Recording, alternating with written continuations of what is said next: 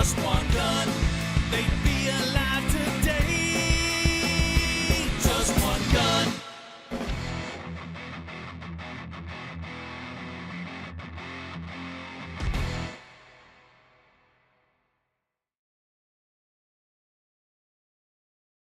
Hi, I'm Alex Kincaid, and welcome to the Gun Law Podcast. Today we're talking about President Obama apparently inspiring the mediocre to act on their delusions of grandeur. And yes, I am talking about Massachusetts' now famous, previously infamous, Attorney General Maura Healey.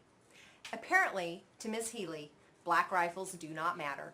And she has taken action all on her own because she says Congress will not. Therefore, it's up to us, the states, to protect people from these big, black, scary rifles that are apparently slaughtering people across the country, all on their very own. Her statement flies in the face of what she said earlier in a little article that she wrote, where she said there are a myriad of issues underlying each of these tragedies: fear, racism, mistrust, and hate. However, she hasn't really done anything to target those issues and try to help society. Instead, her lone actions have now banned thousands of rifles from the hands of law-abiding Americans. How did she do it? She simply said, I'm the Attorney General, and here's what my office is going to enforce. Well, the prosecutors hold a whole lot of power, and we're going to talk about that in another podcast. Essentially, what happened was in 1998, Massachusetts passed a state ban on assault rifles that were previously banned by our federal government. And as many of you know, there was a ban that was in effect that was passed by Congress in 1994. It was in effect for 10 years.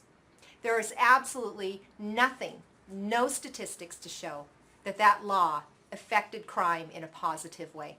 In other words, it did nothing to stop the criminals. All it did was make us, the law-abiding, gun-owning Americans, have to work harder to have self-defense weapons in our own homes. Well, we had some help during that period of time by gun manufacturers who looked at the law and they said, we are the law-abiders. We try to do things right because we care. We're Americans. We care about the laws. We have respect for them, regardless of how nonsensical they may be. So let's manufacture rifles that comply. The Attorney General has now said that what Massachusetts state law from 1998 means, remember it went into effect 4 years after that federal law went into effect, and it essentially banned all the same rifles that the federal government had banned for a period of time. Massachusetts law is still in effect, but she's saying, you know what? Gun manufacturers have found ways around this law. They're making guns that are very similar to the guns that were banned. They have interchangeable parts.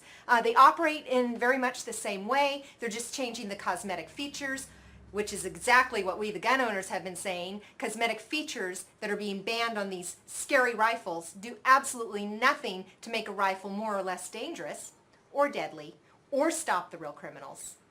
But she's saying, we're going to ban pretty much any semi-automatic rifle that we want to ban. And it's this strange, broad, weird testing that she's laid out, and you can look at it on her website. She says, you know, we're going to look at two things to determine whether or not a black rifle is a copy or a duplicate of the rifles that we banned in this state in 1998, because we don't want you, the manufacturers, complying with the law and making rifles that comply with that law. We don't want any gun that is semi-automatic, essentially. So she came up with these two tests. One says, if the weapon's internal functional components are substantially similar to the construction or configuration of a weapon that is expressly banned under the law, or if the weapon has a receiver that includes or accepts key operating components that are interchangeable with those of a banned weapon. What does that mean? And people don't know. It seems to be a very strange, flexible law that the Attorney General can pick and choose and apply to almost any semi-automatic firearm. So what has happened is people in Massachusetts are concerned about buying these. The dealers are concerned about selling them, and things have somewhat come to a halt. Thankfully, the NRA is already looking at this. There will be lawsuits. This will be fought because we don't give in to people who think that they can make their own laws and bypass Congress and bypass the State House and take away a protection provided to us by our Constitution. So what does this all mean? Well, in terms of gun control, we're still trying to figure that out.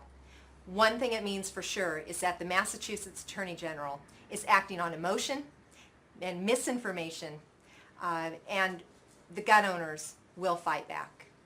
As always, thank you for watching the Gun Law Podcast. If you're interested in learning more about gun control laws and the history of them and what you as a gun owner can do to avoid running afoul of the many, many laws that restrict us in this country with respect to possession and transfer of firearms, check out my book, Infringed.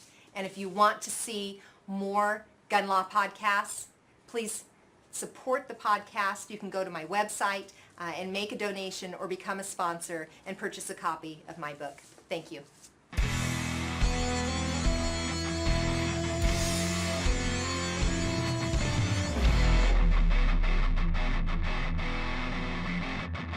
Just one gun could have stopped the madman in his tracks. Just one gun, they'd be alive today. Just one gun. This is an important message about your liberty. So the notion that gun laws don't work, it's not borne out by the evidence. We need universal background checks. We know that they will work. We need to...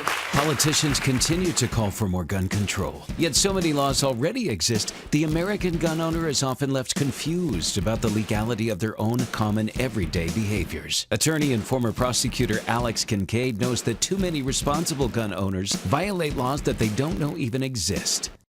And her goal is to stop that. Now get Kincaid's new book, Infringed. Larry Pratt of Gun Owners of America says that Infringed should be on the shelf of every American gun owner. Infringed debuts November 25th, but pre-order today and receive an autographed hard copy edition at $5 off. Visit alexkincaidlaw.com now.